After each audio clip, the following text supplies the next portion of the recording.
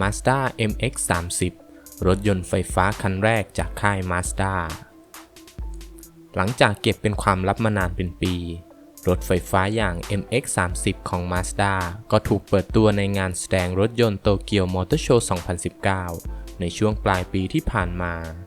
ซึ่งถือเป็นรถยนต์ไฟฟ้าคันแรกของ Mazda ที่ถูกผลิตออกจำหน่ายจริงและกลายเป็นที่กล่าวถึงในด้านของความทันสมัยไฮเทคไม่น้อยหน้ารถ EV ของยุโรป Mazda MX-30 เป็นรถยนต์ EV เต็มรูปแบบพัฒนาภายใต้เทคโนโลยี Skyactiv มีรูปทรงเหมือนกับรถอเนกประสงค์ crossover ที่กำลังได้รับความนิยมในตลาดโลกมีมิติตัวถังเล็กกว่า CX-5 นิดหน่อยแต่ใหญ่กว่า CX-30 ที่กำลังจะเปิดตัวในไทยเร็วๆนี้ MX-30 มีมิติตัวถังกว้าง 1,795 มิลลิเมตรยาว 4,395 มิลลิเมตรสูง 1,570 มิลลิเมตรความยาวฐานล้อ 2,655 มิลลิเมตรน้ำหนักตัวรถทั้งคันอยู่ที่ 1,660 กิโลกรัมโดยโครงสร้างใหม่ของ Mazda MX-30 นั้นจะไม่มีเสากลางซึ่ง Mazda เคยผลิตออกจำหน่ายในแชสซีของ RX-8 โดยใช้การเปิดบานประตูแบบตู้กับข้าวประตูบานหน้ามีขนาดใหญ่กว่าประตูบานหลัง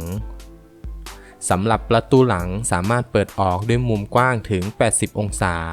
ส่วนประตูหน้าเปิดได้ 82 องศาเพิ่มพื้นที่ในการเข้าออกจากตัวรถได้สะดวกมากยิ่งขึ้น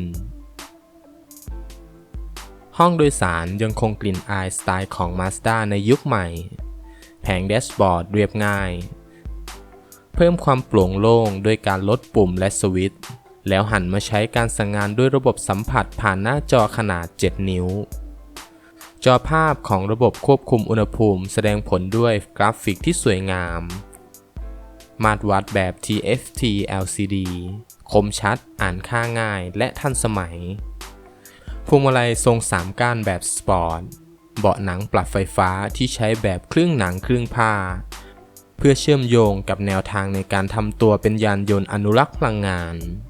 สำหรับพื้นที่เก็บสัมภาระด้านท้ายจุกระเป๋าใบโตได้ถึง5ใบและเมื่อพับเบาะแถวหลังลงก็จะเพิ่มพื้นที่ได้อีกเพียบมอเตอร์ไฟฟ้าที่ขับเคลื่อนวางอยู่ด้านหน้าส่วนชุดแบตเตอรี่ของ MX-30 เป็นแบตเตอรี่ลิเธียมไอออนขนาด355โวลต์ความจุ 35.5 กิโลวัตต์วางไว้ใต้พื้นห้องโดยสารเพื่อกระจายน้ำหนักที่สมมาตรชุดแบตเตอรี่มีระบบหล่อเย็นที่ออกแบบและทดสอบในประเทศที่มีอากาศร้อนจัดตลอดปีเพื่อความเสถียรในการส่งไฟฟ้าไปยังมอเตอร์ส่วนเรื่องของกำลัง MX-30 มีแรงขับ105กิโลวัตต์หรือ143แรงม้าตัวเลขแรงบิดจากมอเตอร์ไฟฟ้าทำได้ที่265นิวตันเมตรระยะเวลาในการชาร์จไฟด้วยการชาร์จเร็วประมาณ30นาทีระยะทางในการวิ่งใช้งานต่อการชาร์จไฟ1ครั้งประมาณ150ไมล์หรือ240กิโลเมตร